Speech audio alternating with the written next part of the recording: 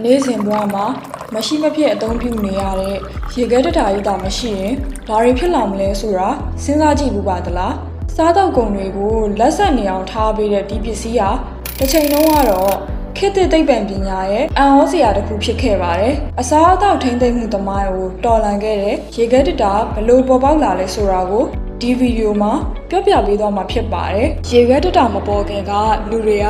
အစားအစာတွေကိုဘလို့ထားထုတ်ခဲ့ကြလဲဆိုတာကိုစဉ်းစားဘူးပါသလားခရီးရောမနဲ့တရုတ်လူမျိုးတွေကစောင်းတွင်းမှာရေခဲတွေကိုတိုးလောင်ပြီးမြေအောက်ခံ ice house ထဲမှာ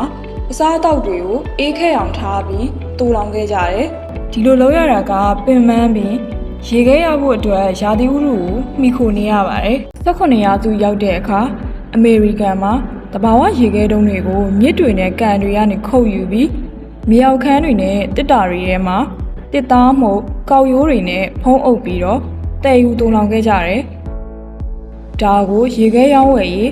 Ice Trade Era လို့ခေါ်ပါတယ်။18ရာစုအလယ်လောက်ရောက်တဲ့အခါတဘာဝရေခဲပေါ်မိခိုနေရတဲ့ဘဝကနေသိပ္ပံနည်းကျအေးပေးနိုင်တဲ့ခေတ်ကိုပြောင်းလဲလာပုံကစိတ်ဝင်စားစရာပါ။1955ခုနှစ်မှာစကော့တလန်ဆရာဝန်ဝီလီယံကာလင်းနဲ့ဓာတုဗေဒပညာရှင်တွေကပထမဆုံးအေးပေးခြင်းရဲ့သိပ္ပံနည်းကျမှု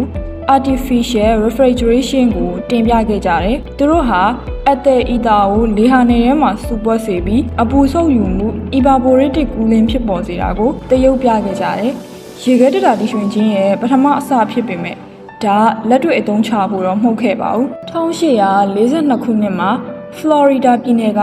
ဒေါက်တာဂျွန်ဂေါ်ရီကဖျားနာနေတဲ့လူနာတွေကိုသက်သာစေဖို့အတွက်ပတ်ဝန်းကျင်ကိုအေးမြစေမဲ့စက်တစ်ခုကိုတီထွင်ခဲ့ပါတယ်။သူ့ရဲ့စက်ကကွန်ပရက်ဆာဖိအားပေးစက်ကိုအသုံးပြုပြီးလေကိုအေးစေတဲ့စက်တစ်ခုဖြစ်ပြီးခေတ်သစ်ရေခဲတတာရဲ့ဖခင်လို့တောင်တင်စားခေါ်ဝေါ်နိုင်ပါတယ်။ဒီနည်းပညာဟာစက်မှုလုပ်ငန်းတွေမှာအသုံးဝင်လာခဲ့တဲ့စက်မှုလုပ်ငန်းတွေအတွက်စတင်ခဲ့တဲ့ဒီနည်းပညာဟာလူတိုင်းရဲ့မိဖို့ကြောင့်တွေကိုဘယ်လိုရောက်လာခဲ့လဲ19ရာစုနှောင်းပိုင်းရောက်တဲ့အခါအမေရိကန်နဲ့ဥရောပမှာအသားလုပ်ငန်းဘီယာချက်လုပ်ငန်းတွေနဲ့ရေခဲစက်ရုံတွေမှာအမိုးနီးယားကိုအသုံးပြုတဲ့စက်မှုလုပ်ငန်းသုံးရေခဲတတာကြီးတွေစတင်အသုံးပြုလာကြပါတယ်။ဒီကနေမှတစ်ဆင့်အိမ်တွင်းသုံးရေခဲတတာတွေပေါ်ပေါက်လာခဲ့တယ်။ဒါပေမဲ့အစောပိုင်းမှာတော့ပြဿနာတွေရှိခဲ့ပါတယ်။အမိုးနီးယားလိုဓာတ်ငွေတွေကအစိမ့်အတောက်ဖြစ်စေတာကြောင့်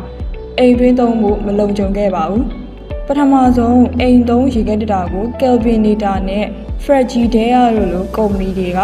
1910နဲ့1920ခုနှစ်တွေမှာစတင်ထုတ်လုပ်ခဲ့ပေမဲ့ဈေးအရန်ကြီးပြီးစုညံခဲ့ပါတယ်။1930ပြည့်နှစ်ရောက်တဲ့အခါ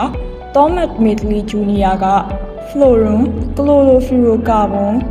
CFCF ကိုတီထွင်ခဲ့ပါတယ်။ဒီဓာတ်ငွေ့ဟာအစိမ့်တောက်မရှိမီးမလောင်ပဲအလိုအေးစေနိုင်တာကြောင့်ရေခဲတတာထုတ်လုပ်မှုမှာအကြီးအကျယ်အဆင်ပြေခဲ့တယ်။ဒါပေမဲ့ဒီနီလန်းကလည်းပြည့်စုံတဲ့နီလန်းတော့မဟုတ်ခဲ့ပါဘူး။နောက်ပိုင်းမှာဖလိုရွန်ရဲ့အိုဇုံအလွှာပျက်စီးစေမှုကိုတွေ့ရှိခဲ့ကြတယ်။ယနေ့ခေတ်မှာရေခဲတတာတွေက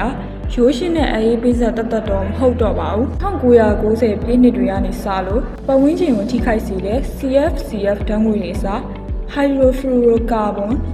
HFCN နဲ့တဘာဝဓာတ်ငွေ့တွေကိုအစားထိုးအသုံးပြုလာကြပါတယ်။စွမ်းအင်ချွေတာတဲ့စနစ်တွေနဲ့Digital Temperature Control တွေပါဝင်လာတဲ့အပြင်အချို့ model တွေမှာဆိုရင် Smart Technology တွေဥပမာရေခဲတတာတွေကပစ္စည်းတွေကိုကြည့်နိုင်တဲ့ကင်မရာတွေထည့်သွင်းလာကြပါတယ်။ဆိုတော့